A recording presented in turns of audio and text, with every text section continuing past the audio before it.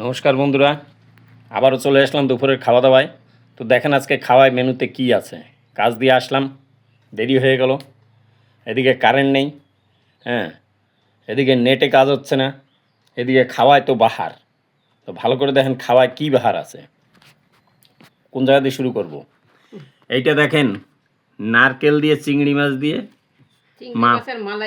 মালাইকারি, তাইও বলবো তো মালাইকারি। এটা দেখেন কমলি শাক দিয়ে, পার্শে মাছ দিয়ে, একদম কাঁচা লঙ্কা দিয়ে।